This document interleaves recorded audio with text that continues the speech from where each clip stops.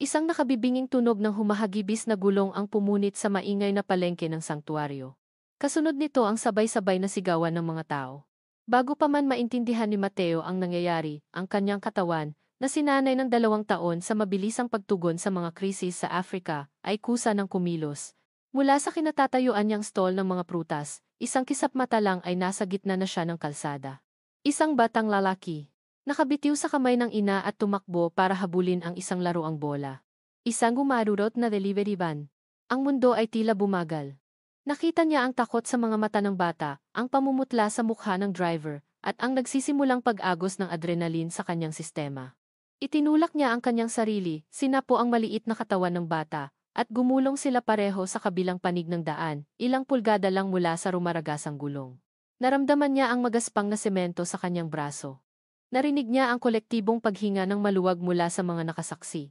Pero ang tanging focus niya ay ang batang nanginginig sa kanyang mga bisig. "Okay ka lang, bata?" Tanong niya, ang boses ay kalmado at propesyonal. Tumango ang bata, ang mga mata ay nanlalaki pa rin sa takot.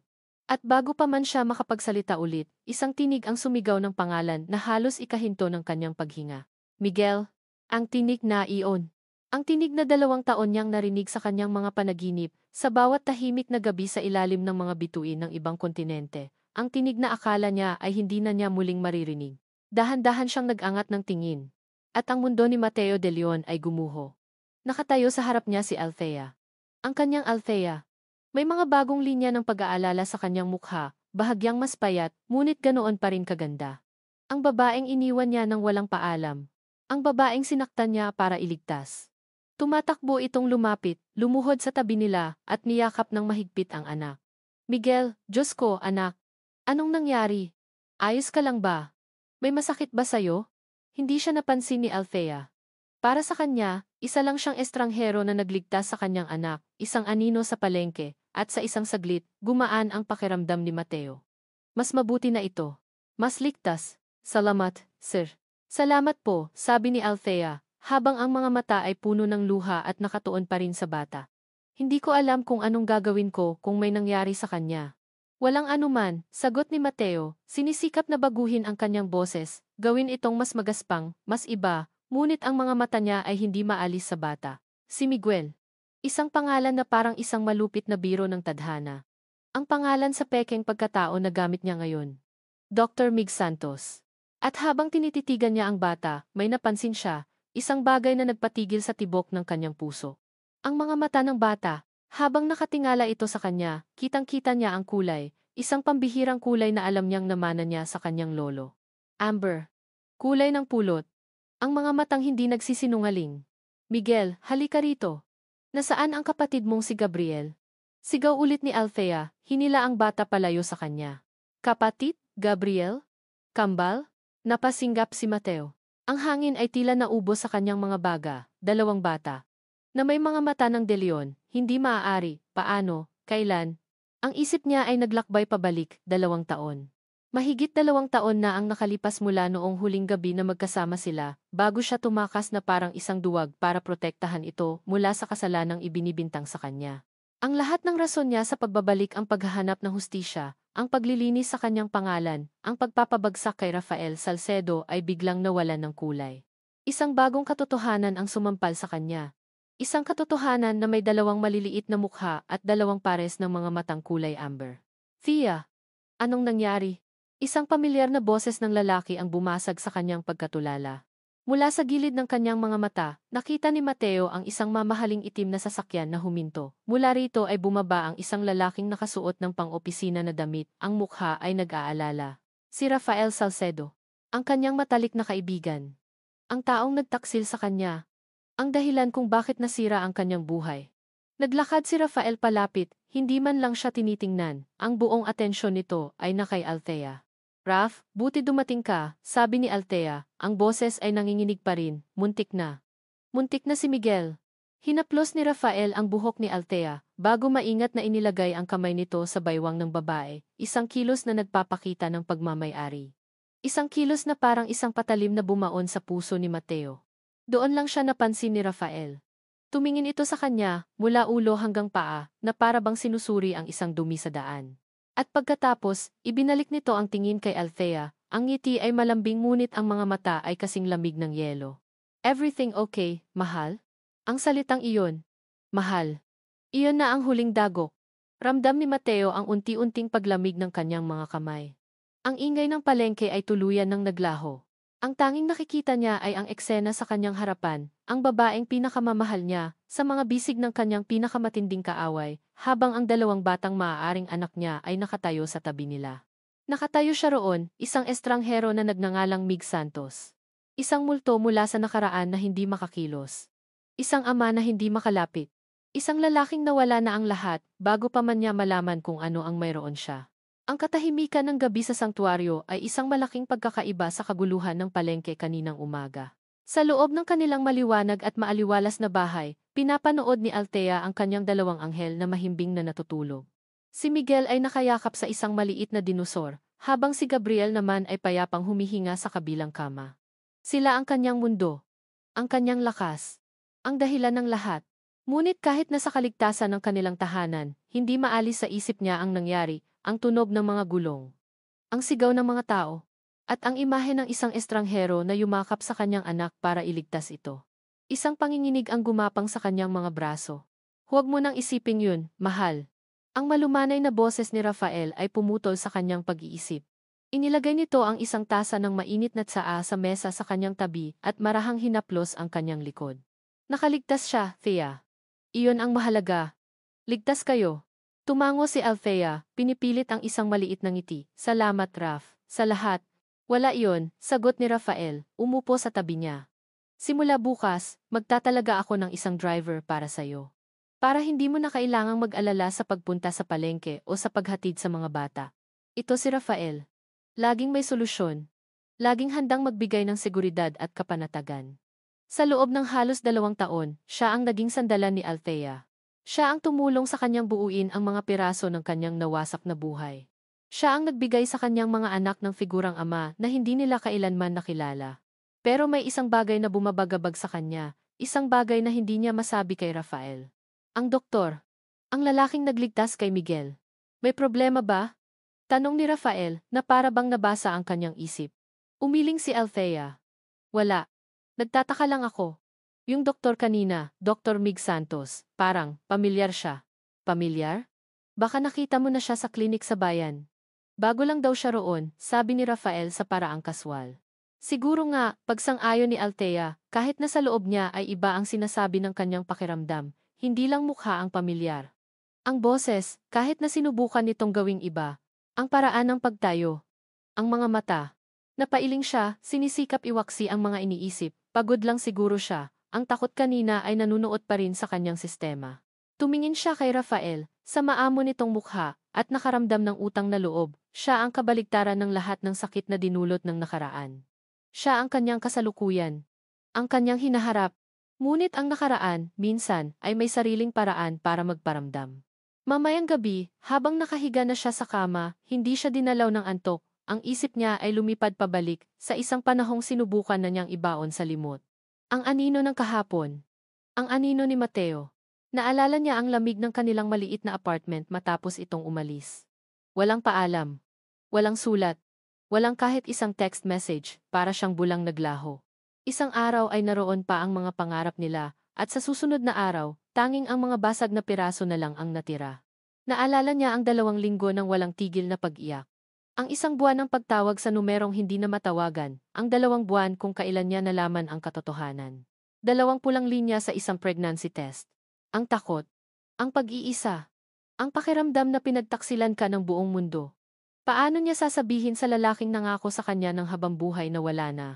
Paano niya palalakihin ang isang bata hindi 2 bata ng mag-isa? Sa gitna ng kadilimang iyon, dumating si Rafael. Bilang kaibigan ni Mateo, sinubukan nitong hanapin siya, ngunit nabigo rin, at nang makita nito ang kalagayan ni Althea, hindi siya nito iniwan. Tinulungan siya nito, inalagaan, at dahan-dahang pinuno ang puwang na iniwan ni Mateo. Binuksan ni Althea ang kanyang mga mata, itinaboy ang mga alaala, hinawakan niya ang kanyang dibdib, na tila sinusubukang pakalmahin ang kumakawalang sakit. Ito ang dahilan kung bakit kailangan niya si Rafael. Dahil sa kanya, naramdaman niyang ligtas muli. Dahil sa kanya, mayroon siyang pamilya. Hindi niya hahayaang sirain iyon ng kahit sino. O ng isang anino mula sa nakaraan. Napagpasyahan na iyon, bumangon siya para uminom ng tubig nang biglang tumunog ang doorbell. Sino naman kaya ito sa ganitong oras ng gabi? Nagtaka man ay binuksan niya ang pinto. Isang delivery man ang nakatayo roon, may hawak na isang malaking basket ng mga prutas. Napakaganda ng pagkakaayos nito, puno ng mga imported na mansanas, ubas at dalandan. Para po kay Ma'am Althea Reyes, sabi ni siya lalaki. Kanino galing? Tanong niya, naguguluhan. Wala pong sinabi, ma'am. May card po sa loob. Tinanggap niya ang basket, ang bigat nito ay nakakagulat. Isinara niya ang pinto at inilapag ito sa mesa sa kusina. Sino naman ang magpapadala nito? Si Rafael ay nasa itaas na, natutulog. Nakita niya ang isang maliit na puting card na nakasuksok sa pagitan ng mga prutas. Binuksan niya ito. Nakasulat sa magandang sulat kamay ang isang maikling mensahe. Salamat po sa pagbibigay sa akin ng pagkakataong makita muli ang pag-asa. Dr. Miggs. Nabitawan ni Althea ang card na para siyang napaso. Ang mga salita ay tila tumalon mula sa papel at sumakal sa kanya. Hindi ito isang simpleng pasasalamat, mayroon itong bigat. Mayroon itong intensidad, mayroon itong pagkapamilyar na nakakakilabot. Paano nalaman ng estrangherong ito ang address niya, at ano ang ibig sabihin ng mensaheng ito, anong pag-asa ang pinagsasabi niya? Ang pag-aalinlangan na sinubukan niyang ibaon kanina ay bumalik ng may doble-dobleng lakas. Isang malamig na hihip ng hangin ang tila dumaan sa kanyang batok. Bigla, ang pakiramdam na ligtas sa sarili niyang pamamahay ay naglaho. Sino ka ba talaga, Dr. Mig Santos? Ang basket ng prutas ay isang pagkakamali. Alam iyon ni Mateo sa sandaling ipinadala niya ito. Iyon ay isang kilos na idinikta ng bugso ng damdamin, isang desperadong pagtatangka na kumonekta, na nagresulta lamang sa pagtaas ng pader sa pagitan nila ni Althea. Nakita niya iyon sa mga mata nito kanina, ang pag-iingat, ang malamig na distansya. Kailangan niya ng isang plano. Isang tunay na plano, hindi isang padalos-dalos na desisyon. Sa loob ng maliit at pansamantalang tinutuluyan niyang silid sa likod ng community clinic, hindi siya makatulog. Ang imahe ni Rafael na nakahawak sa baywang ni Althea ay paulit-ulit na naglalaro sa kanyang isipan, isang lason na kumakalat sa kanyang sistema. Kailangan niyang mapalapit sa mga bata. Hindi lang para patunayan ang kanyang hinala, kundi dahil isang hindi maipaliwanag na puwersa ang humihila sa kanya patungo sa kanila. Isang instingto ng isang ama. Kasabay nito, kailangan niyang maghanap ng ebidensya laban kay Rafael, na malinaw na ginagamit ang yaman nito para kontrolin ang lahat sa paligid niya, kasama na si Althea. Paano niya pagsasabayin ang dalawang misyon na iyon? Binuksan niya ang kanyang lumang laptop. Sa mabagal na internet connection ng sanktuaryo, hinanap niya ang pangalan ng eskwelahan ng mga bata. Sanktuaryo, Little Angels Preschool. At sa website nito, sa ilalim ng Community tab, isang anunsyo ang tila kumikislap para sa kanya, Volunteers Needed. Share your skills. Ito na iyon. Ang sagot. Ito ang pinakalohikal na paraan. Ang pinakadelikadong paraan. Ang pagiging volunteer doctor ng eskwelahan ay magbibigay sa kanya ng lehitimong dahilan para makita sina Miguel at Gabriel. Maglalagay din ito sa kanya sa mismong teritoryo ni Rafael. Isang mapanganib na laro ng pusa at daga, kung saan kailangan niyang magpanggap na inosenteng daga habang siya talaga ang pusang nag-aabang. Hindi na siya nag-isip pa. Tiniyak niyang ang resume na ipapadala niya ay para kay Dr. Mig Santos, isang simpleng doktor na may karanasan sa community service. Bawat salita ay maingat niyang pinili. Pindot. Send. At pagkatapos ay ang paghihintay. Makalipas ang 2 araw, habang ginagamot niya ang lagnat ng isang matanda sa klinik, nag-vibrate ang kanyang cellphone, isang email, mula sa Sanctuario Little Angels Preschool. Dear Dr. Santos, we are delighted to accept your offer. Isang alon ng tagumpay ang dumaloy sa kanya, ngunit habang binabasa niya ang natitirang bahagi ng email, ang tagumpay ay napalitan ng yelo sa kanyang sikmura. Ang aming pangunahing benefactor na si Mr. Rafael Salcedo ay nais kang personal na makilala para pasalamatan. Hinihintay ka namin bukas ng umaga sa eskwelahan. Lubos na gumagalang, Mrs. Dizon, Headmistress, ang paghaharap. Mas maaga kaysa sa inaasahan niya. Kinabukasan, habang naglalakad siya papasok sa makulay na gate ng preschool, naramdaman ni Mateo ang bigat ng bawat hakbang. Ang hangin ay puno ng tawanan ng mga bata, ngunit para sa kanya, ito ay isang larangan ng digmaan. Nakita niya sila kaagad. Sina Miguel at Gabriel, naghahabulan malapit sa isang slide. Ang puso niya ay tila gustong tumalon mula sa kanyang dibdib. Isang ngiti ang sumilay sa kanyang labi, isang ngiti na para lamang sa kanyang sarili. Dr. Santos? Isang palakaibigang boses ang tumawag sa kanya. Ang headmistress, si Mrs. Dizon, isang babaeng may malaking ngiti at mabait na mga mata. Welcome sa Little Angels. Natutuwa kamit narito ka. Ang kasiyahan po ay nasa akin, sagot ni Mateo, pilit na pinapanatili ang kanyang propesyonal na ngiti. Habang nag-uusap sila, isang pamilyar na figura ang natanaw niya sa gate. Si Althea, hawak ang mga kamay ng kambal. Ang eksenang dapat sana'y nagdudulot ng saya ay nagdulot ng kirot. Nang makita siya ni Althea na kausap si Mrs. Dizon, isang panandaliang pagkagulat ang gumuhit sa mukha nito, na agad napalitan ng isang formal na ekspresyon. Thea, iha! Bati ni Mrs. Dizon. Halika, ipakikilala kita. Siya si Dr. Mig Santos, ang bago nating volunteer doctor. Dr. Santos, si Mrs. Althea Reyes, ang nanay ng paborito kong kambal, sina Miguel at Gabriel. Nagkakilala na kami, malamig na sabi ni Althea, hindi man lang inaalis ang tingin sa mga anak, siya ang tumulong kay Miguel sa palengke. Talaga? Naku, dapat lang pala talaga siyang pasalamatan. Masayang sabi ng headmistress, hindi alintana ang tensyon sa pagitan ng dalawa. Tamang-tama ang dating niyo, Dr. Santos. Paparating na rin ang aming benefactor, si Mr. Salcedo, para personal kang makilala. Nakita ni Mateo ang pagbabago sa mukha ni Althea. Ang pagkalito, ang pagsisimula ng pag-aalala. Ngayon, pareho na silang bihag sa sitwasyong ito. At tulad ng isang eksena sa pelikula, isang itim na Mercedes-Benz ang marangyang huminto sa harap ng eskwelahan.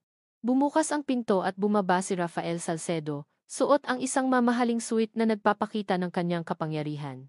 Ngumiti ito, isang ngiting pang-billboard na kayang manlinlang ng kahit sino. Mrs. Dizon. Thea, mahal, bati niya, at hinalikan si Althea sa pisngi, isang kilos na sinadya para makita ng lahat, lalo na ni Mateo. Pagkatapos, ang mga mata ni Rafael ay bumaling sa kanya. Ang ngiti nito ay nanatili, ngunit ang mga mata nito ay matalim at nanunuri. Naglakad ito palapit at inilahad ang kamay. Otomatikong inabot ni Mateo ang kamay nito. Ang pagdampi ng kanilang mga balat ay parang isang kislap ng kuryente, isang digmaan ng titigan. Ang isang nagpapanggap na walang alam, ang isa na may nagpapanggap na walang pakialam. Ikaw pala si Dr. Mig Santos, simula ni Rafael, ang boses ay malambing ngunit puno ng pahiwatig. Laging nakakatuwa na makakilala ng mga taong may dedikasyon sa pagtulong sa kapwa. Hinawakan nito ang kamay niya ng mas mahigpit. Dr. Migs. Pag-uulit nito, dahan-dahan, na tila nilalasap ang bawat pantig. Ang pangalan niyo, parang pamilyar. Isang nakabibinging katahimikan ang namagitan sa kanila. Naramdaman ni Mateo ang mga mata ni Althea na nakatuon sa kanya, puno ng pagtataka.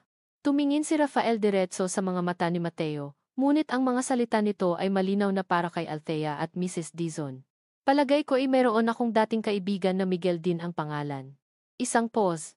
Isang ngiting mapait ang gumuhit sa mga labi ni Rafael bago ito nagpatuloy. Isang taong sinira ang tiwala ng lahat ng taong nagmamahal sa kanya. Ang biyahe pauwi mula sa eskwelahan ay nababalot ng isang hindi komportableng katahimikan. Si Althea ang nagmamaneho, ngunit ang kanyang mga kamay ay mas mahigpit ang kapit sa manibela kaysa sa karaniwan. Ang mga salita ni Rafael kanina ay umuugong pa rin sa kanyang tainga, isang palaisipan na hindi niya mabuo. Isang taong sinira ang tiwala ng lahat ng taong nagmamahal sa kanya. Sino ang tinutukoy niya? At bakit niya iyon sinabi sa harap ng bagong doktor? Ang tensyon sa pagitan ng dalawang lalaki ay halos nahihipo. Malalim ang iniisip mo, basag ni Rafael sa katahimikan. Ang boses niya ay malumanay, ngunit may bahid ng pag-aalala. Huminga ng malalim si Althea. Sino ang tinutukoy mo kanina, Raf? Yung kaibigan mo na. Miguel din ang pangalan. Isang buntong hininga ang pinakawalan ni Rafael. Tumingin ito sa labas ng bintana na para bang nag-aatubili. Wala yon, Thea. Isang masakit na nakaraan, huwag na nating pag-usapan. Ang pag-iwas nito ay lalo lang nagpaalab sa kanyang kuryosidad, pero bakit mo sinabi sa harap ni Dr. Santos? Nagkataon lang ba talaga na pareho sila ng pangalan? Tumingin si Rafael sa kanya, ang mga mata ay puno ng isang emosyon na hindi niya mabasa kalungkutan, marahil, o galit, hindi ko alam, Thea. At iyon ang ipinag-aalala ko. Itinigil ni Althea ang sasakyan sa tapat ng kanilang bahay, ngunit hindi pa sila bumaba, humarap siya kay Rafael. Hindi kita maintindihan. Si Miguel de Leon, pagsisimula ni Rafael, ang pangalan ay binigkas niya na may bigat. Matalik ko siyang kaibigan, matalino, magaling sa lahat ng bagay, at siya ang lalaking kasama mo bago ako. Natigilan si Althea. Ang puso niya ay nagsimulang tumibok ng mas mabilis. Mateo. Ang buong pangalan niya ay Mateo Miguel de Leon. Palagi niya itong tinatawag na Mateo. Si Mateo, bulong niya. Tumango si Rafael. Nang ipakilala kanya sa akin noon, nakita ko kung gaano kanya kamahal, o kung gaano niya ipinakitang mahal kanya. Itinikom nito ang kanyang kamao. Pero mayroon siyang ibang mas mahal, Thea. Pera. Ang mga salita ay parang lason na dahan-dahang kumakalat sa kanyang sistema. Nagtatrabaho kami pareho para sa Pag-asa Foundation. Pagpapatuloy ni Rafael, ako ang nagpasok sa kanya. Naniniwala ako sa kanya. Pero ginamit niya ang posisyon niya. Nagnakaw siya ng milyon-milyong dolyar na para sana sa mga batang nangangailangan sa Africa. Nang malapit na siyang mabuking, tumakas siya. Iniwan niya ang lahat. Iniwan ka niya. Bawat salita ay isang sampal. Ang kwento ni Rafael ay perpektong akma sa mga piraso ng palaisipan na matagal nang gumugulo sa isip niya. Ang biglaang pag-alis ni Mateo, ang hindi na matawagang numero. Ang paglaho na parang bula. Kaya pala. Halos pabulong na sabi ni Althea. Ang sakit ng pag-abandona ay bumalik, ngunit ngayon ay may kasama na itong bagong emosyon, galit, isang matinding galit. Kaya nang makita ko ang Dr. Mig Santos na iyan, sabi ni Rafael, ang boses ay nagiging mas matigas, na may parehong pangalan, at bigla na lang sumulpot dito sa sanktuaryo, kung nasaan ka. Hindi ko maiwasang mag-isip, Thea. Anong kailangan niya rito? Bakit ngayon? Isang malamig na kaba ang gumapang sa dibdib ni Althea. Ang pamilyar na pakiramdam na naramdaman niya para sa doktor, ang kakaibang mensahe sa basket ng prutas, ang pagpupumilit nitong maging volunteer sa eskwelahan ng mga anak niya. Bigla, ang lahat ng iyon ay nagkaroon ng isang mas madilim, mas nakakatakot na kahulugan. Sa tingin mo, siya si Mateo? Tanong ni Althea, ang boses ay nanginginig na. Hinawakan ni Rafael ang kanyang kamay, hindi ko alam, at ayaw kong isipin, pero gusto kong mag-ingat ka, para sa sarili mo. Para sa mga bata. Kung siya nga iyon, Thea, isa siyang desperadong tao, isang kriminal, at hindi natin alam kung ano ang kaya niyang gawin. Ang mga salita ni Rafael ay isang binhi ng takot na itinanim sa kanyang puso, isang binhi na agad nag-ugat at lumago. Ang lalaking nagligtas sa kanyang anak ay siya rin palang lalaking sumira sa kanyang buhay. Ang estrangherong tinitingnan niya ng may pagtataka ay siya rin palang multo ng kanyang nakaraan. At ngayon, ang multong iyon ay nasa paligid ng kanyang mga anak. Nang hapong iyon, hindi mapakali si Althea. Ang bawat anino sa kanilang bahay ay tila may dalang panganib. Ang bawat tunog mula sa labas ay nagpapatindig ng kanyang mga balahibo. Ang larawan ng isang mapagkakatiwalaang Dr. Miggs ay nabura na sa kanyang isipan. Ang pumalit dito ay ang imahe ni Mateo de Leon, isang magnanakaw, isang sinungaling, isang taksil. Kinailangan niyang sunduin ang mga bata mula sa kanilang after-school playgroup. Habang papalapit siya sa maliit na parke kung saan sila naglalaro, bumagal ang kanyang paglakad. Doon, sa ilalim ng isang puno ng mangga, nakita niya si Gabriel, at sa harap nito, nakaluhod, ay si Dr. Mig Santos.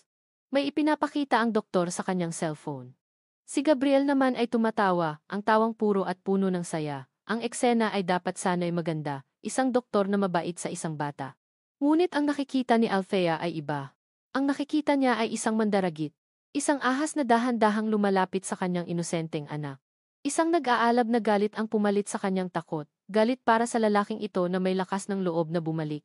Galit para sa sarili niya, dahil sa isang saglit, pinagdudahan niya ang kanyang nararamdaman. Nang walang pag-aalinlangan, nagmartsa siya palapit sa kanila, ang kanyang mga hakbang ay mabilis at tiyak. Hindi niya pinansin ang gulat sa mukha ni Mateo, hindi, Dr. Santos nang makita siya nito. Gabriel, halika kay mama, utos niya, ang boses ay matigas at walang emosyon. Agad na tumakbo si Gabriel sa kanya. Hinila niya ito sa kanyang likuran, na para bang isang kalasag. Tumingin siya kay Dr. Santos, na ngayon ay dahan-dahang tumatayo, ang ngiti nito ay naglaho na. Mrs. Reyes, simula nito. Napakagaling ng mga anak nyo. Ipinapakita ko lang sa kanya ang... Alam ko kung ano ang ginagawa mo, putol ni Althea, ang boses ay kasing lamig ng yelo. Tinitigan niya ito ng diretso sa mga mata, hindi ko alam kung sino ka talaga o ano ang pakay mo sa pagpunta rito. Pero isang bagay ang sasabihin ko sa'yo. Lumapit siya ng isang hakbang, ang kanyang mga mata ay nag-aapoy sa galit na matagal nang natutulog. Layuan mo ang mga anak ko, Dr. Santos. Pagkasabi noon, tinalikuran niya ito. Hinila niya si Gabriel palayo, hindi na lumingon pa, hindi niya kailangang lumingon para malaman ang itsura sa mukha nito. Wala na siyang pakialam. Ang tanging mahalaga ngayon ay protektahan ang kanyang pamilya mula sa lason ng nakaraan. Ang Family Day ng Sanctuario Little Angels Preschool ay dapat sana'y isang masayang araw. Puno ang paligid ng mga lobo, banderitas, at halakhak ng mga bata. Ngunit para kay Althea, ang bawat sulok ng eskwelahan ay may anino ni Dr. Mig Santos. Mula nang binalaan niya ito sa parke, naramdaman ni Althea ang maingat na pagdistansya ng doktor. Nakatayo ito malapit sa first aid station, formal, professional, at hindi tumitingin sa direksyon niya. Mas mabuti na iyon, sabi niya sa sarili. Ngunit hindi niya maiwasang sulyapan ito paminsan-minsan, na para bang isang radar na automatikong hinahanap ang panganib. Mama, tignan mo. Sigaw ni Miguel, ipinapakita ang kanyang ipinintang mukha na parang isang tigre. Ngumiti si Althea.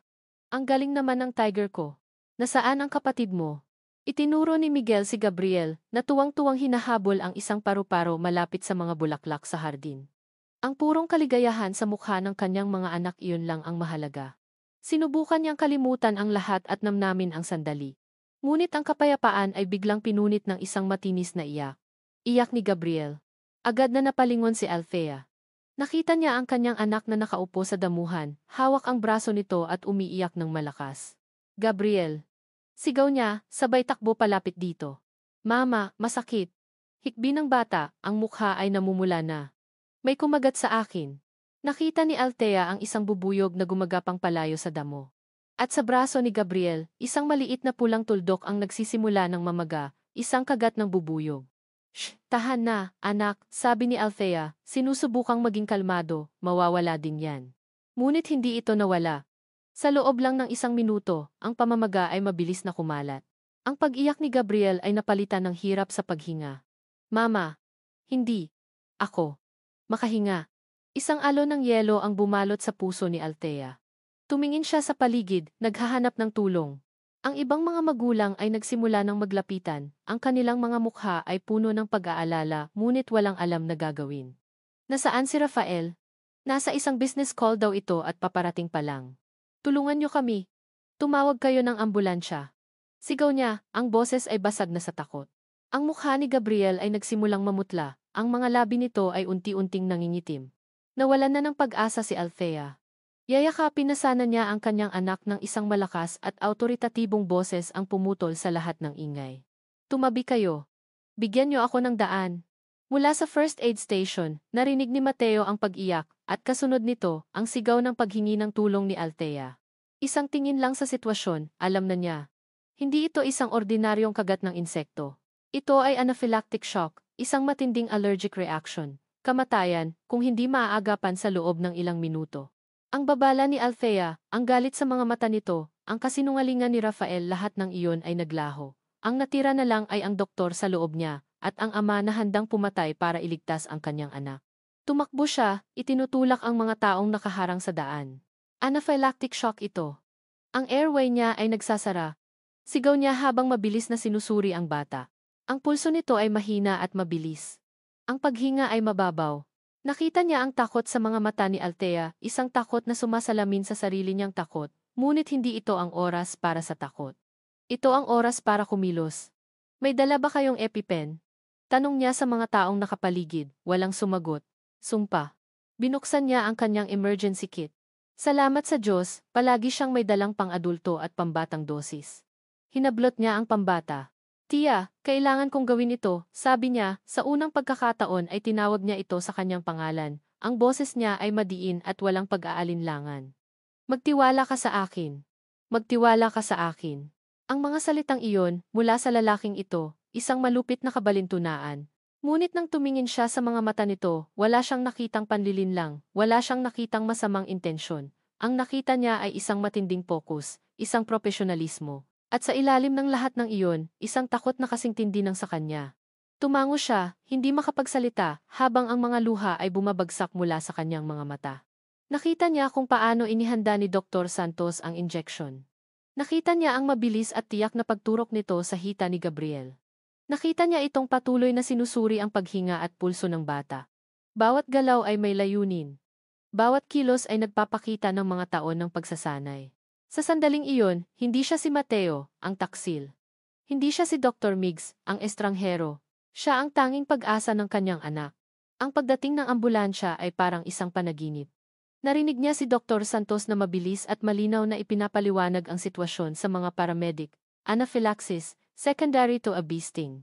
Pediatric EpiPen administered approximately 3 minutes ago. Vitals are stabilizing. Sumakay sila sa ambulansya. Umupo si Dr. Santos sa tapat niya, ang mga mata ay hindi inaalis kay Gabriel. Sa ospital, kinumpirma ng mga doktor ang lahat. Ginawa ng doktor na iyon ang lahat ng tama. Kung natagalan pa ng ilang minuto, baka iba ang kwento natin ngayon, ma'am. Iniligtas niya ang buhay ng anak ninyo. Ang mga salita ay tumago sa pader na itinayo ni Althea sa paligid ng kanyang puso. Nang mailipat na si Gabriel sa isang pribadong silid, at mahimbing nang natutulog dahil sa gamot, doon lang niya nilapitan ang lalaking tahimik na nakatayo sa isang sulok. Ang lalaking nagligtas sa kanila. Salamat, sabi niya, ang boses ay bahagyang paos. Hindi ko alam kung paano magpapasalamat. Tumingin ito sa kanya. Ang pagod at sakit ay baka sa mukha nito. Wala na ang awtoridad ng isang doktor. Ang naroon na lang ay ang isang lalaking tila pasan ang buong mundo. Tumingin ito kay Gabriel, na payapang natutulog, isang malungkot na ngiti ang sumilay sa mga labi nito. Gagawin ko ang lahat para sa kanila, sabi nito, ang boses ay mahina ngunit puno ng isang emosyon na hindi pa naririnig ni Althea mula rito, kahit ano. Hindi ito tumitingin sa kanya nang sabihin niya iyon, nakatingin ito sa kanyang anak. At ang paraan ng pagtingin nito isang pagtingin na puno ng matinding sakit, pagsisisi, at isang nag-uumapaw, hindi maipaliwanag na pagmamahal ay lumampas sa lahat ng kasinungalingan ni Rafael. Sa lahat ng galit niya, sa lahat ng pader na kanyang itinayo. Naramdaman ni Althea ang isang bagay na pumutok sa loob niya. Isang lamat. Isang lamat sa pader na akala niya ay hindi na kailanman masisira. At sa unang pagkakataon, sa halip na takot o galit, ang tanging naramdaman niya para sa lalaking nasa harap niya ay isang nakalilitong kirot sa kanyang puso. Ang katahimikan sa silid ng ospital ay isang kalasag, isang pansamantalang kapayapaan na alam ni Mateo ay hindi magtatagal. Nakatayo siya sa may bintana, pinapanood ang pagdating ni Rafael. Mula sa kanyang kinatatayuan, kitang-kita niya ang pagkukunwari. Ang nag-aalalang ekspresyon ni Rafael habang papalapit ito kay Althea, ang mahigpit na yakap, ang mga salitang I'm so sorry, mahal, na-stuck ako sa isang tawag, isang perpektong pagganap. Ngunit nang mag-angat ng tingin si Rafael at magtama ang kanilang mga mata sa ibabaw ng balikat ni Althea, nakita ni Mateo ang katotohanan. Ang ngiti nito ay hindi umabot sa mga mata. Ang naroon ay isang malamig, nanunumbat na galit, isang babala. Alam ni Mateo na tapos na ang laro ng pagpapanggap. Ang pagiging bayani niya sa araw na ito ay hindi isang panalo, isa itong direktang deklarasyon ng digmaan. Pinasok niya ang teritoryo ni Rafael, at ngayon, kailangan niyang harapin ang ganti nito. Nagpaalam siya ng maayos. Isang tango kay Althea, isang huling sulyap kay Gabriel na payapang natutulog. Walang dahilan para manatili pa. Ang pananatili niya ay magdudulot lang ng mas maraming tanong na hindi niya kayang sagutin.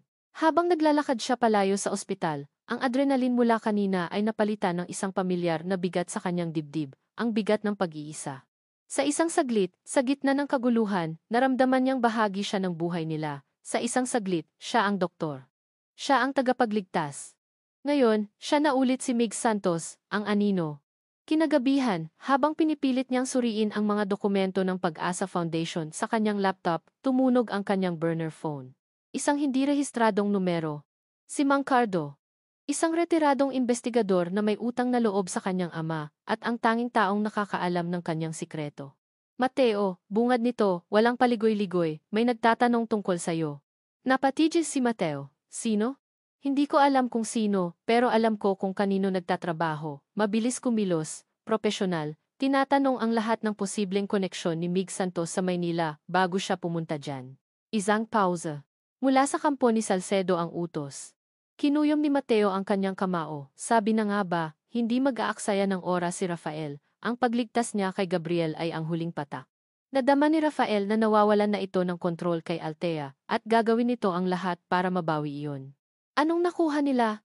Tanong ni Mateo, ang boses ay kalmado, kahit na ang puso niya ay kumakarera. Sa ngayon, wala pa. Malinis ang mga pekeng dokumento mo, pero hindi magtatagal yan, Mateo. Malalim ang bulsa ni Salcedo. Kung gusto niyang maghukay, makakahanap siya ng kung ano. Kailangan nating maunahan siya, Mang Cardo, madiin na sabi ni Mateo. Kailangan ko ng kahit anong ebidensya na magdidiin sa kanya. Isang financial record, isang testimonya, kahit ano. Ginagawa ko ang lahat, iho. Pero parang multo si Salcedo, walang iniiwang bakas. Sa sumunod na 2 araw, nabuhay si Mateo sa kape at tensyon. Bawat tunog ng cellphone ay nagpapatindig ng kanyang balahibo. Bawat pagdaan ng isang mamahaling sasakyan sa labas ng klinik ay nagpapakaba sa kanya. Alam niyang nagmamasid si Rafael. Naghihintay. Nagpatuloy siya sa kanyang trabaho sa klinik at sa pagiging volunteer sa eskwelahan, suot ang maskara ng isang simpleng doktor. Ngunit ngayon, ang bawat ngiti ni Althea, isang ngiting nag-aalinlangan pa rin, ngunit hindi na kasing lamig ng dati, ay parang isang paalala ng bombang malapit ng sumabog. Ang tawag na kinatatakutan niya ay dumating isang Biyernes ng hapon, si Mang Cardo ulit. Bistado ka na. Ang dalawang salitang iyon ay parang isang suntok sa kanyang sikmura, napasandal siya sa pader. Paano? Facial recognition, itinugma nila ang litrato mo sa volunteer ID mo sa file ni Mateo de Leon sa International Database. May hawak na silang kopya ng Interpol notice mo, paliwanag ni Mang Cardo, ang boses ay puno ng pagkaapura. Mateo, alam na niya kung sino ka. Napapikit si Mateo. Ito na, ang katapusan. Hindi niya ako isusuplong sa pulis, bulong ni Mateo, habang ang kanyang isip ay mabilis na nag-aanalisa. Kung gagawin niya yon, magkakaroon ng investigasyon, masyadong mapanganib para sa kanya. Gagamitin niya ito laban sa akin. Gagamitin niya ito para sirain ako ng tuluyan kay Althea. Iyon nga ang mas nakakatakot, pagsang-ayon ni Mang Cardo. Hindi kanya papatayin sa bala, Mateo. Papatayin kanya sa salita. Si Rafael ay isang master manipulator. Hindi nito basta-bastang sasabihin na, si Dr. Miggs ay si Mateo de Leon. Ipipresenta nito ang katotohanan sa paraang magmumukha siyang isang halimaw. Isang kriminal na bumalik para manakit. Isang taksil na nagpapanggap na bayani para makuha ang tiwala ng lahat bago muling umatake. Isang walang katapusang kawalan ng pag-asa ang bumalot kay Mateo. Paano niya lalabanan ang isang katotohanang binaluktot? Paano niya ipagtatanggol ang sarili kung ang ebidensya laban sa kanya ay ang sarili niyang mukha? Tumingin siya sa isang maliit na litrato sa kanyang wallet, isang ninakaw na kuha mula sa Family Day. Si Miguel at Gabriel, magkatabing tumatawa. Ang kanyang mga anak, hindi siya susuko. Mang Cardo, sabi niya, ang determinasyon ay bumabalik sa kanyang boses. Ipagpatuloy mo ang paghahanap, doblehin mo ang pagsisikap. Kailangan ko ng panlaban, bago mahuli ang lahat. Gagawin ko, iho. Mag-iingat ka. Pagkababa ng tawag, naramdaman ni Mateo na ang mga pader ng kanyang maliit na silid ay papalapit sa kanya, tumatakbo siya laban sa oras. Muli, tumunog ang kanyang cellphone, isang text message mula kay Mang Cardo. Nang buksan niya ito, isang larawan ang nakita niya. Isang malaking brown na envelope. Kasunod nito ang isang text. Hawak na niya ang lahat. Kopya ng arrest warrant mo, mga artikulo tungkol sa kaso ng Pag-asa Foundation, lahat. Papunta na siya ngayon sa bahay ni Althea. Nanlamig ang buong katawan ni Mateo, naramdaman niya ang pag-ikot ng kanyang sikmura. Hindi pa. Nais niyang tumakbo. Nais niyang puntahan si Althea at ipaliwanag ang lahat. Nais niyang sumigaw na lahat ng iyon ay kasinungalingan. Pero alam niyang huli na ang lahat. Ang bitag ay handa na. Ang pain ay naroon na. At ang tanging magagawa niya ay maghintay sa pagbagsak ng patibong, habang dinudurog nito ang lahat ng pag-asang sinimulan niyang buuin. Ang lamat sa pader ay naroon pa rin. 2 araw na ang nakalipas mula nang iligtas ni Dr. Santos ang buhay ni Gabriel, ngunit ang imahe ng kanyang mga mata, ang mga matang puno ng sakit at isang hindi maipaliwanag na pagmamahal ay hindi maalis sa isip ni Althea. Naguguluhan siya. Sa isang banda, naroon ang mga babala ni Rafael, mga salitang nagtanim ng takot sa kanyang puso. Sa kabilang banda, naroon ang ginawa ni Dr. Santos, isang kabayanihan na hindi kayang burahin ng anumang salita. Sino ang paniniwalaan niya? Ang lalaking naging sandalan niya sa loob ng 2 taon, o ang estrangherong nagligtas sa kanyang anak sa paraang hindi kailanman magagawa ng isang taong masama? Ang pag-aalinlangan ay isang lason na dahan-dahang gumagapang sa kanyang sistema at kinamumuhian niya ang pakiramdam na iyon. Nang gabing iyon, habang tinutulungan niya si Miguel sa kanyang takdang aralin, dumating si Rafael, ngunit iba ang aura nito ngayon. Wala ang karaniwan nitong ngiti. Ang kanyang mukha ay seryoso, ang kanyang mga balikat ay tila may pasan na mabigat. Thea, pwede ba tayong mag-usap? Tanong nito, ang boses ay mahina. Oo naman, Raf. May problema ba? Sagot niya, habang sinasabihan ang mga bata na maglaro muna sa kanilang silid. Inantay ni Rafael na makaakyat ang mga bata bago ito umupo sa sofa. Sa tapat niya, inilapag nito sa mesa sa pagitan nila ang isang malaki, makapal na brown envelope. Isang pamilyar na kaba ang naramdaman ni Althea. Ayokong gawin ito, Fia, panimula ni Rafael, ang boses ay puno ng pait. Alam ng Diyos na ayoko, gusto kitang protektahan sa sakit. Pero mas matatakot ako kung hahayaan kitang manatili sa dilim. Tumingin si Althea sa envelope, tila may sarili itong bigat na humihila sa buong silid pababa. Matapos ang nangyari sa ospital, pagpapatuloy ni Rafael, nag-alala ako, kaya ipinagawa ko ang isang bagay na dapat ay matagal ko nang ginawa. Nag-hire ako ng isang private investigator.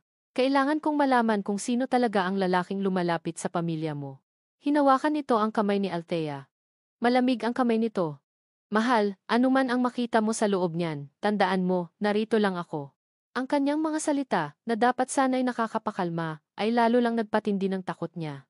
Dahan-dahan, nanginginig ang mga kamay, inabot niya ang envelope. Ang unang papel na kanyang nakita ay isang simpleng bond paper. Nakaimprenta rito ang dalawang larawan, magkatabi. Sa kaliwa ay ang litrato mula sa volunteer ID ni Dr. Mig Santos. Sa kanan ay isang larawang mukhang kinuha mula sa isang police file. Mas bata, bahagyang mas mahaba ang buhok, ngunit walang duda. Iisang tao. Sa ilalim ng larawan sa kanan ay may pangalan, D.A.L. Leon, Maiteo Miguel. Naramdaman ni Althea na nanlamig ang kanyang mga daliri. Totoo nga, ang lahat ng hinala ni Rafael ay totoo. Si Dr. Migs ay si Mateo. Ngunit iyon ay simula pa lang. Sunod niyang kinuha ang isang dokumentong may malaking selyo sa itaas. Binasa niya ang mga salitang nakasulat sa malalaking letra.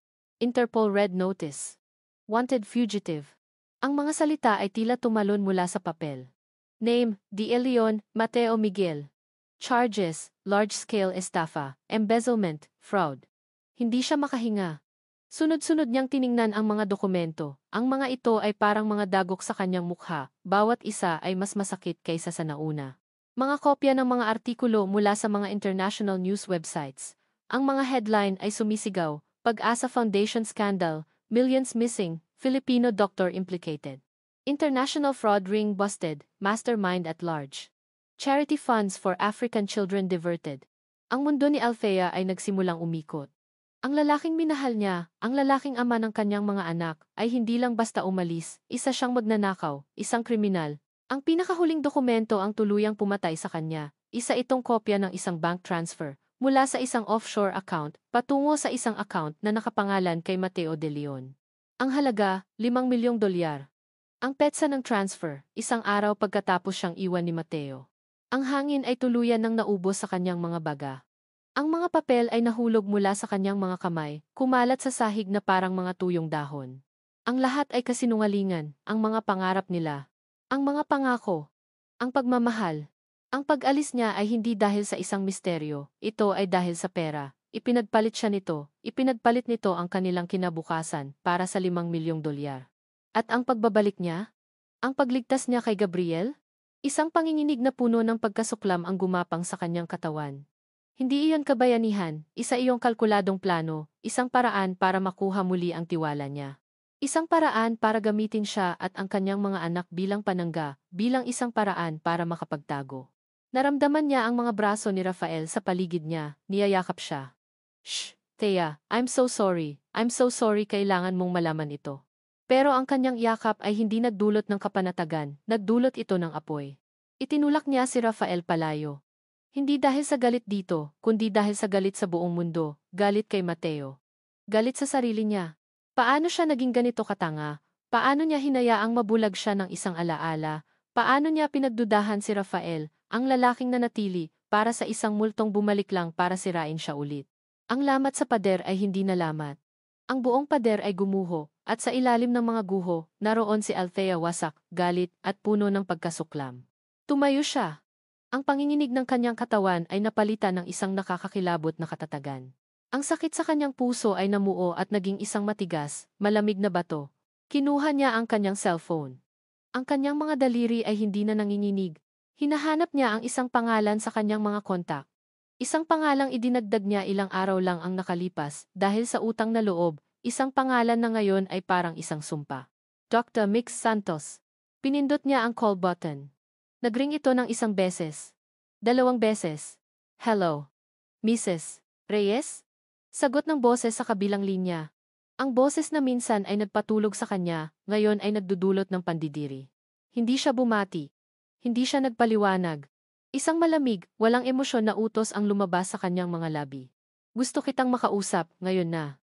Ang ihip ng hangin sa baybayin ng sangtuaryo ay malamig at may dalang amoy ng alat, ngunit hindi nito matalo ang lamig na nararamdaman ni Mateo sa kanyang kaluluwa.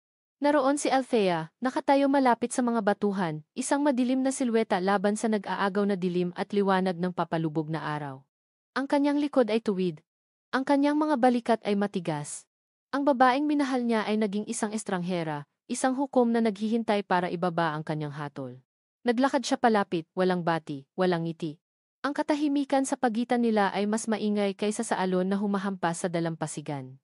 Nang nasa harapan na niya ito, walang salitang lumabas sa bibig ni Althea. Sa halip, inilahad nito ang hawak niyang brown na envelope at marahas na isinampal iyon sa kanyang dibdib. Nahulog ang envelope. Ang mga papel sa loob ay kumalat sa buhanginan, sinayaw ng hangin. Nakita ni Mateo ang kanyang mukha sa isang police file, ang mga headline ng balita, ang kopya ng bank transfer, ang tapektong bitak ni Rafael. Althea, simula niya, ang boses ay desperado, makinig ka sa akin. Makinig. Putol nito, at sa unang pagkakataon ay tumingin ito sa kanya. Ang mga mata nito, na minsan ay puno ng pagmamahal, ay ngayon ay nag-aalab sa isang emosyon na mas masakit pa sa galit. Pagkasuklam. 2 taon, Mateo. 2 taon akong naniwala na may nangyaring masama sa'yo, 2 taon kong iniyakan ang isang multo. Sigaw nito, ang bawat salita ay isang patalim. Pero ang totoo? Nagpapakasasa ka sa perang ninakaw mo, ipinagpalit mo ako, ipinagpalit mo kami para sa pera. Hindi totoo yan. Giit ni Mateo, humakbang palapit, patibong lang ang lahat ng yan, si Rafael. Si Rafael, tumawa ito, isang tawang walang bahid ng saya. Si Rafael ang nanatili. Si Rafael ang tumulong sa aking buuin ang buhay na winasak mo. Siya ang naging ama sa mga anak na iniwan mo. Atras siya, na para bang sinampal. Hindi ko sila iniwan. Huwag mong banggitin ang pangalan nila. Sigaw ulit ni Althea, at sa pagkakataong ito, may isang butil ng luha na pumatak mula sa kanyang mga mata, isang luha ng purong galit. Ngayon naiintindihan ko na. Ang pagbabalik mo, ang pagpapanggap mo bilang isang mabait na doktor, ang pagligtas mo kay Gabriel. Tumingin ito sa kanya na para bang isa siyang halimaw. Plano mo ba ang lahat ng iyon, Mateo? Bahagi ba iyon ng laro mo para makuha ulit ang tiwala ko? Para gamitin kami bilang panangga mo? Ang tanong na iyon. Iyon ang pumatay sa kanya. Ang pinakapuro at pinakatotoong ginawa niya sa loob ng 2 taon ay ginawang isang kasuklam-suklam na manipulasyon. Hindi, bulong niya, ang kanyang boses ay basag na. Thea, maniwala ka sa akin, mahal kita, mahal ko kayo. Sinubukan niyang abutin ang kamay nito, isang huling, desperadong pagtatangka, ngunit umuurong ito na para siyang may sakit na nakakahawa.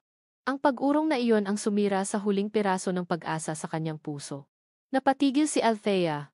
Ang kanyang paghinga ay bumalik sa normal, ang apoy sa kanyang mga mata ay namatay, napalitan ng isang nakakakilabot na kawalan. Tumingin ito sa kanya, hindi bilang isang dating kasintahan, kundi bilang isang bagay na kailangan ng itapon. Tapos na tayo, Mateo, sabi nito, ang boses ay patag at walang emosyon. Huwag ka nang magpapakita sa akin, kailanman. Huwag kang lalapit sa mga anak ko. Bawat salita ay isang pako na ibinabaon sa kanyang kabaong. Huminga ito ng malalim bago ibinigay ang huling hatol. Para sa amin, patay ka na. Noon pa man. Pagkasabi noon, tinalikuran na siya nito, naglakad ito palayo ng hindi lumilingon. Bawat hakbang nito palayo ay isang hakbang palapit sa impyernong nilikha ni Rafael para sa kanya. Naiwan si Mateo na nakatayo roon, mag-isa. Ang mga papel na naglalaman ng mga kasinungalingan ay nagkalat sa kanyang paanan. Ang tunog ng mga alon ay parang isang walang katapusang panunumbat. Wala na ang lahat, lahat ay nawala. Hindi niya alam kung gaano siya katagal nakatayo roon. Nagsimulang pumatak ang isang mahinang ambon, na dahan-dahang lumakas at naging ulan. Ang malamig na ulan ay bumasa sa kanyang damit, sa kanyang buhok, sa kanyang mukha, ngunit hindi niya ito naramdaman. Ang tanging nararamdaman niya ay ang isang malawak na kawalan sa kanyang dibdib. Tinalikuran niya ang dagat at nagsimulang maglakad, walang patutunguhan. Ang kanyang katawan ay gumagalaw, ngunit ang kanyang kaluluwa ay naiwan sa dalampasigang iyon, kasama ng mga basag na piraso ng kanyang puso. Habang naglalakad siya sa ilalim ng ulan, naramdaman niya ang pag-vibrate ng burner phone sa kanyang bulsa, isang panginginig na halos hindi niya pinansin, ngunit nagpatuloy ito. Nang may pag-aatubili, kinuha niya ito, isang text message, mula kay Mang Cardo. Ang mensahe ay maikli, ngunit ang dala nitong panganib ay sapat na para gisingin ang bawat natutulog na pandama sa kanyang katawan, para palitan ang sakit ng takot. Mag-ingat ka. Alam na ni Rafael ang lahat. May mga taong nagmamasid kay Althea. May gagawin siya. Napahinto si Mateo sa gitna ng daan, ang ulan ay bumubuhos sa kanyang mukha. Itinaas niya ang kanyang tingin. Ang sakit at pagkabigo sa kanyang mga mata ay biglang napalitan ng isang bagong apoy, isang apoy na pinaghalong takot at matinding galit. Hindi pa pala tapos. Ang pagdurog sa kanya ay hindi ang katapusan ng plano ni Rafael. Ito ay simula pa lamang. Ang bahay ay naging isang kulungan. Pagkatapos ng pag-uusap nila sa dalampasigan, bumalik si Althea na parang isang kaluluwang walang buhay. Ang bawat sulok ay nagpapaalala sa kanya ng mga kasinungalingan. Ang sakit ay napalitan ng isang mapanganib na pamamanhid. Dumating si Rafael, dala ang isang tasa ng mainit na gatas. Ang kanyang mukha ay puno ng pag-aalala. Thea, hindi ka pwedeng manatili dito, sabi nito sa malumanay na boses. Ang lugar na ito, puno ng mga alaala niya. At hindi ligtas. Ngayong alam na niyang alam mo na ang totoo, baka maging desperado siya, baka bumalik siya. Baka saktan ka niya. Hindi sumagot si Althea. Ang isip niya ay blanko. Mayroon akong rest house sa labas ng bayan, pagpapatuloy ni Rafael, tahimik, ligtas, may mga gwardiya, dalhin mo ang mga bata, magbakasyon kayo ng ilang araw, hanggang sa humupa ang lahat. Para makapag-isip ka. Para maprotektahan ko kayo. Ang salitang ligtas ang tanging narinig niya. Pagod na siyang matakot, pagod na siyang mag-isip. Gusto na lang niyang may ibang gumawa ng desisyon para sa kanya. Sige, bulong niya, ang boses ay halos hindi marinig. Ang pag-alis nila ay mabilis, habang natutulog na ang kambal sa likod ng sasakyan, umalis sila sa sanktuaryo sa ilalim ng kadiliman ng gabi. Sinabi ni Rafael na isang shortcut ang dadaanan nila. Ngunit habang lumalayo sila sa pamilyar na mga kalsada at pumapasok sa mga liblib na daan na napapaligiran ng matataas na puno, isang maliit na tinig ng pag-aalala ang nagsimulang bumulong sa isip ni Althea. Malayo pa ba? Tanong niya, sinusubukang gawing kaswal ang kanyang tono. Malapit na, mahal. Relax ka lang, sagot ni Rafael, ang ngiti ay hindi umaalis sa kanyang mga labi. Kinuha ni Althea ang kanyang cellphone para tingnan ang oras. Ngunit ang nakita niya ay ang mga salitang kinatatakutan ng lahat ng biyahero, no service. Walang signal dito? Ganoon talaga. Para talagang pribado, sagot ni Rafael, masyadong mabilis, masyadong handa. Isang malamig na kaba ang gumapang sa kanyang dibdib. Nagsimula siyang magmasid ng mas maigi, ang daan ay hindi sementado, ang mga puno ay mas makakapal. At ang bahay na kanilang narating ay hindi isang rest house. Ito ay isang modernong bunker. Napapaligiran ng mataas na pader na may barbed wire sa itaas. Ang gate ay gawa sa solidong bakal. Ang mga gwardiya ay hindi mga security guard ng isang resort. Sila ay malalaking lalaki na may mga matang hindi pala kaibigan. Bumilis ang tibok ng puso ni Althea. Raf, anong lugar ito? Ang ligtas na lugar ninyo, sagot nito, habang ang gate ay automatikong bumubukas. Ang ulan ay tumila na, ngunit ang mensahe ni Mang Cardo ay patuloy na umuugong sa isip ni Mateo, may gagawin siya. Ang unang instingto niya ay tumakbo papunta sa bahay ni Althea, ngunit pinigilan niya ang kanyang sarili. Hindi. Iyon ang gusto ni Rafael. Ang mag-isip siya gamit ang emosyon. Kailangan niyang mag-isip tulad niya, tuso, kalkulado. Ano ang pinakamahalaga kay Rafael? Kontrol. Ano ang pinakamalaking banta sa kontrol na iyon? Siya. Mateo. Hindi siya sasaktan ni Rafael ng pisikal, hindi pa, masyadong madumi. Ang gagawin nito ay aalisin ang tanging dahilan niya para manatili, ang tanging bagay na nagbibigay sa kanya ng lakas, sina Althea at ang mga bata, ihihiwalay sila nito, itatago. Mabilis niyang tinawagan si Mang Cardo. Kailangan kong malaman lahat ng property ni Salcedo sa labas ng sanktuaryo. Hindi mga kilalang bahay. Mga pribado. Mga liblib. Nasa proseso na, Mateo. Maghintay ka. Wala na tayong oras. Sigaw ni Mateo, ang desperasyon ay gumagapang sa kanyang boses.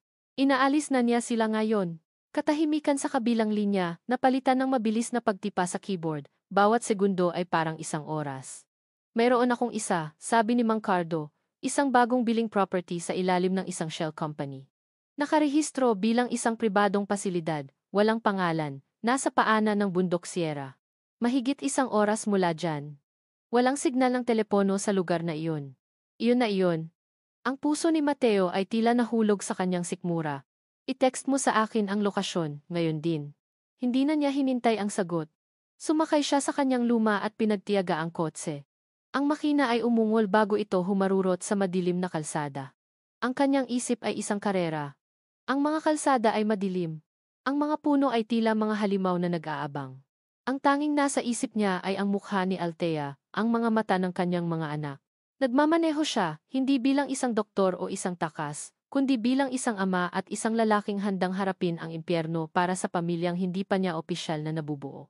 Matapos ang halos isang oras ng nakakabaliw na pagmamaneho, natanaw niya ito, isang mataas na bakal na gate sa dulo ng isang masukal na daan. Huminto siya. Ang mga headlight ng kanyang sasakyan ay nagliwanag sa solidong bakal. Narito na siya. Ngunit nasa labas siya. At sila ay nasa loob. Nasa loob na sila.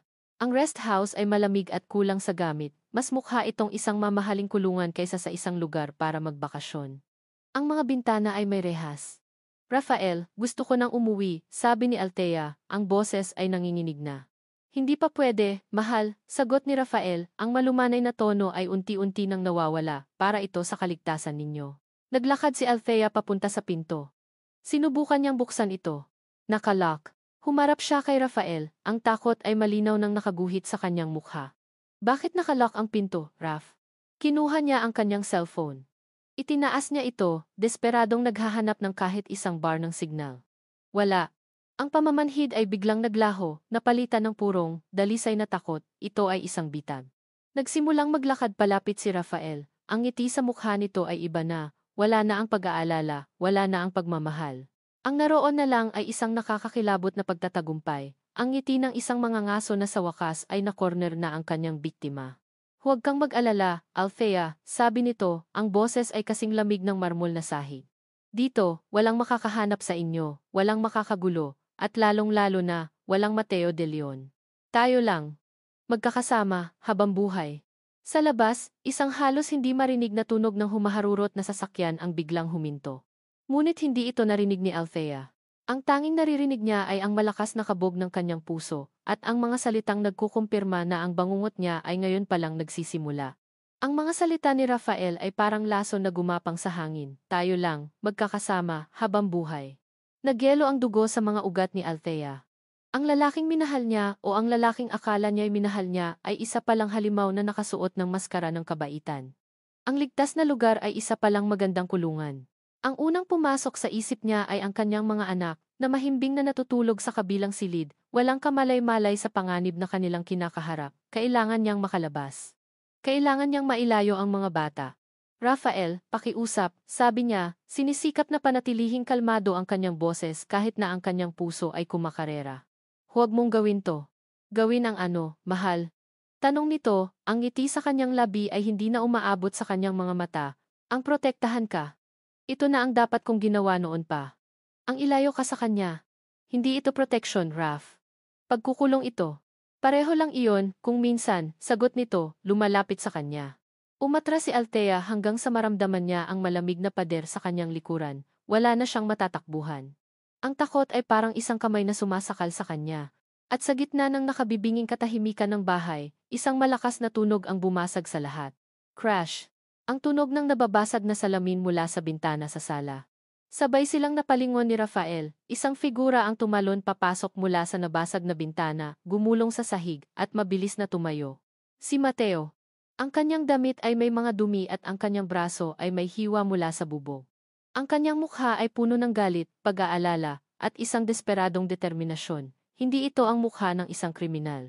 Ito ang mukha ng isang mandirigmang handang harapin ang lahat.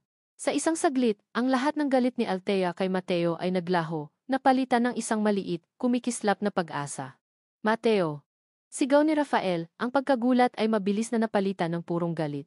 Paano mo kami nahanap? Bitiwan mo sila, Rafael, sabi ni Mateo, ang boses ay mababa at puno ng panganib. Ang mga mata niya ay hindi nakatingin kay Rafael, kundi kay Althea, tinitiyak na ayos lang ito. Ang pagdating ni Mateo ang tila tuluyang nag-alis ng huling piraso ng katinuan ni Rafael. Tumawa ito, isang tawang puno ng kabaliwan at pait. Bakit, Mateo? Bakit lagi na lang ikaw? Sigaw nito. Magaling na doktor. Minamahal ng lahat. Pati ang babaeng dapat sanay sa akin, inagaw mo pa. Nanlaki ang mga mata ni Althea. Ang bawat salita ni Rafael ay isang piraso ng katotohanan na bumubuo sa isang nakakatakot na larawan. Ako ang nagpakilala sa iyo sa pag-asa, Mateo. Pag-amin nito, ang mukha ay namumula na sa galit, pero ikaw ang laging bida, kaya gumawa ako ng paraan. Isang maliit na paglipat ng pondo dito, isang pekeng dokumento doon, at sino ang unang pinaghihinalaan nila? Ang pinakamagaling. Ang paborito. Ikaw. Isang malaking kasinungalingan. Ang lahat ng mga dokumento, ang mga artikulo, ang bank transfer lahat gawa-gawa, lahat ay isang masalimuot na bitag. Naramdaman ni Althea na parang guguho ang kanyang mga tuhod, naniwala siya sa bawat salitang sinabi ng lalaking ito. At si Althea, dapat sa akin siya, bulong ni Rafael, ang tingin na yon ay may halong pagsamba at pagkagahaman. Nang umalis ka, iyon na ang pagkakataon ko. Ang alagaan siya.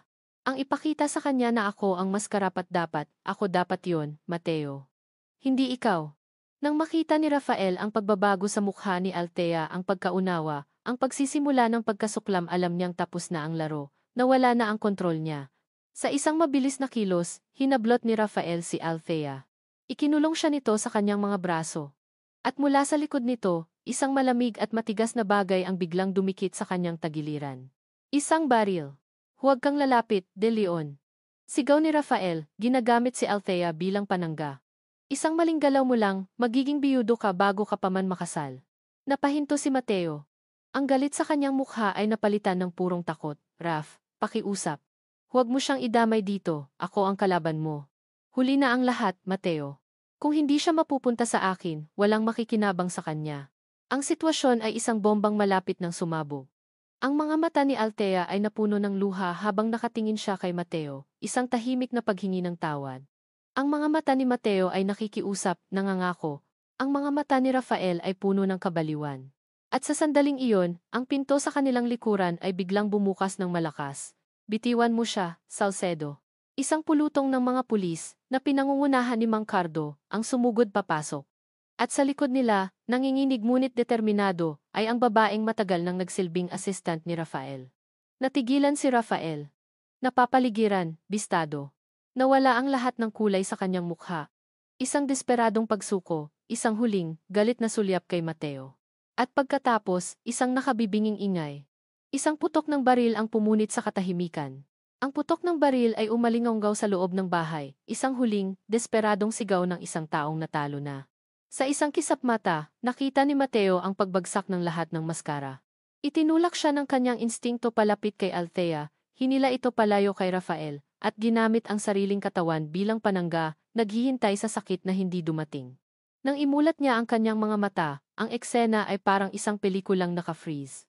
Si Rafael ay nakadapa na sa sahig, pinipigilan ng dalawang pulis, ang baril ay nakakalat ilang talampakan ang layo. Ang butas ng bala ay nasa kisame, isang maitim na marka sa puting pintura.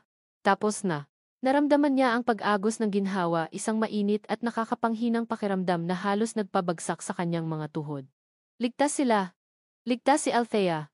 Ligtas ang kanyang mga anak. Ayos ka lang. Iyon ang unang salitang lumabas sa kanyang bibig, habang ang kanyang mga mata ay mabilis na sinusuri ang bawat pulgada ng katawan ni Althea.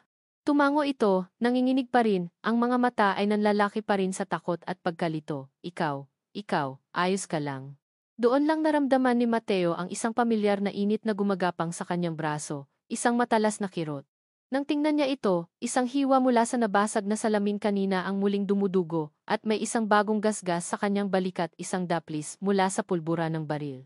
Sugatan ka, bulong ni Althea, ang boses ay puno ng bagong pag-aalala. Bago pa man siya makasagot, nilapitan na sila ni Mang Cardo at ng babaeng assistant ni Rafael. Mateo, kailangan mong magamot yan, sabi ng matanda. Ang mga sumunod na sandali ay malabo. Ang tunog ng mga sirena sa labas. Ang pag-flash ng mga kamera. Ang paglabas ni Rafael na nakaposas, ang mukha ay wala ng emosyon, isang basyong sisidlan.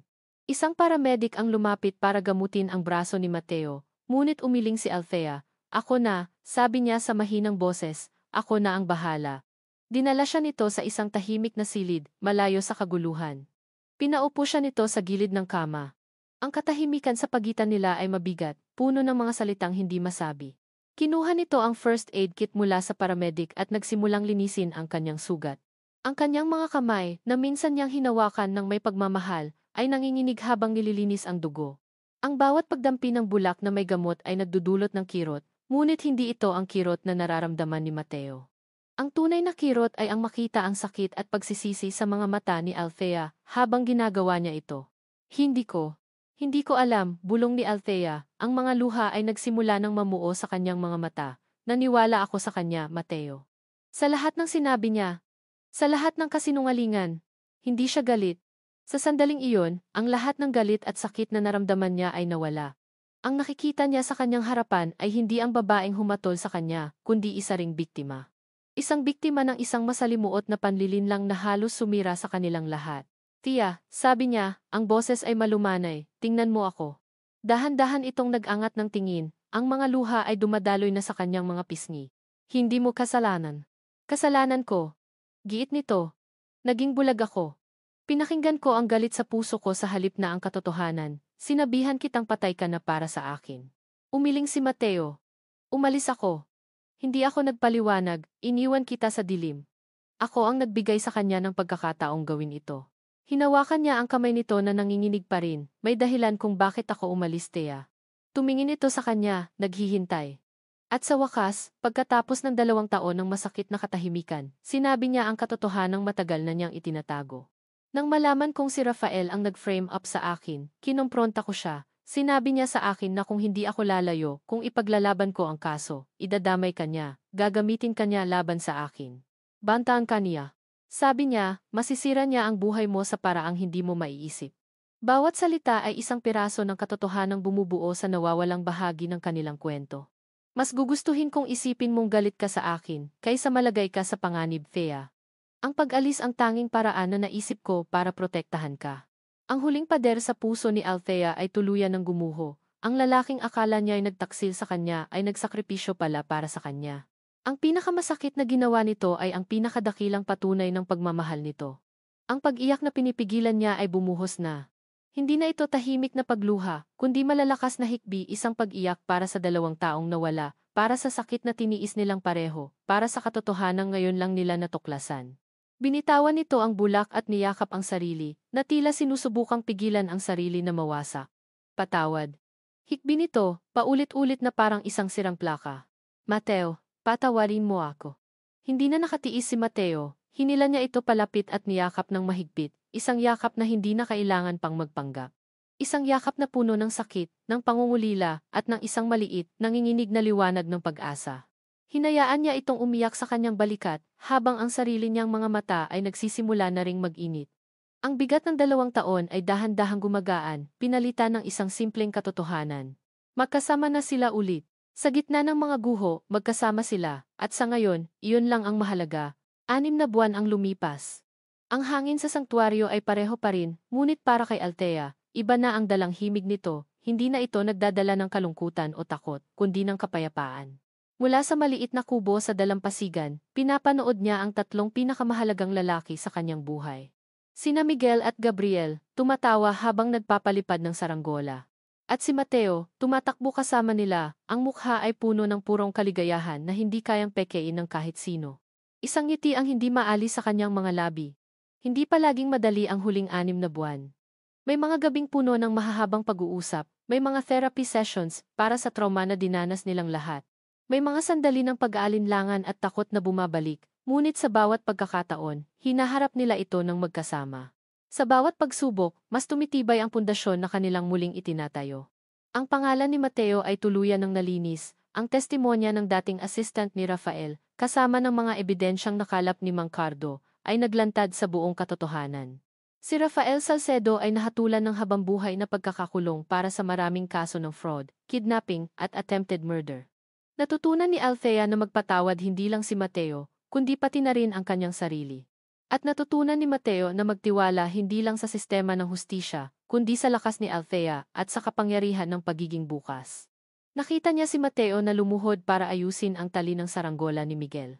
Nakita niya kung paano nito ginulo ang buhok ni Gabriel. Hindi na lang siya ang lalaking minahal niya, isa na siyang ama. Isang kahangahangang ama. Kinagabihan, habang ang kambal ay mahimbing nang natutulog, naglakad sila ni Mateo sa dalampasigan, hawak kamay, sa ilalim ng kalangitang puno ng bituin. Huminto si Mateo at humarap sa kanya, May kakaibang kaba sa mga mata nito, isang kaba na hindi niya nakita kahit noong hinaharap nito si Rafael. Fia, simula nito, ang boses ay bahagyang nanginginig. Ang buhay natin, sinira ito ng mga kasinungalingan, ng mga sikreto, gumuho ang lahat dahil sa kawalan ng tiwala. Hinawakan nito ang kanyang dalawang kamay. Sa loob ng 6 na buwan, sinubukan nating buuin ulit ang lahat, pabalik sa simula, at ngayon, huminga ito ng malalim. Mula sa kanyang bulsa, kinuha nito hindi ang isang mamahaling kahon, kundi isang simpleng singsing na yari sa pinakintab na kabibe, na may isang maliit na perlas sa gitna. Gusto kong bumuo ng isang bagong simula kasama ka, Althea Reyes. Isang simula na batay sa katotohanan, sa pagiging bukas, at sa isang pagtitiwalang hinding-hindi na muling masisira. Lumuhod ito sa buhanginan. Pakakasalan mo ba ako? Ang mga luha na pumatak mula sa mga mata ni Althea ay hindi na luha ng sakit o galit. Ang mga ito ay luha ng purong, nag-uumapaw na kaligayahan. Oo, bulong niya. 100 beses na oo. Ang kanilang kasal ay kasing simple ng singsing na ibinigay nito, isang simpleng seremonya sa dalampasigan, sa paglubog ng araw. Ang mga bisita ay iilan lamang, si Mang Cardo, na ngayon ay parang isang lolo na sa kambal, ang matapang na dating assistant ni Rafael, na nagsimula na ng bagong buhay, at ilang malalapit na kaibigan mula sa sanktuaryo. Nang sabihin nila ang kanilang I do, at sa unang pagkakataon ay hinalikan siya ni Mateo bilang kanyang asawa, 2 maliliit na boses ang sumigaw mula sa gilid. Papa, Mama. Sina Miguel at Gabriel, tumatakbo palapit sa kanila, ang mga mukha ay nagliliwanag. Niyakap sila ni Mateo ng sabay. Ang isa sa kaliwang braso, ang isa sa kanan. Niyakap din sila ni Althea, isiniksik ang sarili sa gitna nila. Ngayon, buo na sila. Isang pamilya. Habang ang araw ay tuluyan ng lumubog sa karagatan, at ang langit ay nagkulay kahel at lila, tumayo sila sa dalampasigan, pinapanood ang kanilang mga anak na nagtatampisaw sa tubig. Ang kamay ni Mateo ay mahigpit na nakahawak sa kanya. Tumingin siya kay Althea, ang kanyang mga mata ay puno ng pagmamahal na kayang tumawid sa anumang pagsubok. Sabi nila, ang tiwala, kapag nasira, hindi na maibabalik, bulong niya. Hinaplos niya ang pisngi ni Althea, habang ang hangin ay marahang nililipad ang buhok nito. Pero ipinakita natin na kaya itong buuin muli. As nang mas matatag. At sa ilalim ng pangako ng isang bagong umaga, magkahawak kamay nilang hinarap ang kanilang kinabukasan, isang kinabukasang binuo hindi ng mga perpektong simula, kundi ng isang pag-ibig na napatunayang kayang lampasan ang lahat. At dito nagtatapos ang kwento ni na Mateo at Althea. Sa lahat ng sumubaybay at nakasama namin sa paglalakbay na ito, mula sa kaibuturan ng aking puso, maraming salamat. Bawat kabanata ay isang pinaghalong emosyon ng sakit, galit, pag-asa, at nag-uumapaw na pagmamahal. Ang pagsulat sa kanilang kwento ay parang isang paglalakbay na rin para sa akin, at umaasa ako na naramdaman ninyo ang bawat tibok ng kanilang puso, ang bawat patak ng kanilang luha, at ang bawat sandali ng kilig na kanilang pinagsaluhan. Ang kwento ni na Mateo at Althea ay isang paalala na ang tiwala, kahit pamasira, ay kayang buuing muli. Tinuturuan tayo nito na ang tunay na pag-ibig ay hindi ang kawalan ng sakit, kundi ang katapangang magpatawad at harapin ang mga pagsubok ng magkasama. Ito ay isang patunay na ang pag-asa ay laging matatagpuan, kahit sa pinakamadilim na sandali. Ngayon, nais ko namang marinig ang inyong saloobin, anong bahagi ng kwento ang pinakatumatak sa inyong puso? Ano ang aral na inyong baon-baon? Mangyaring iwanan ang inyong mga komento sa ibaba. Ang inyong mga kwento at reaksyon ang nagbibigay buhay sa aming mga isinusulat. Muli, maraming salamat, hanggang sa ating susunod na kwento. Kili Bavat Sandali.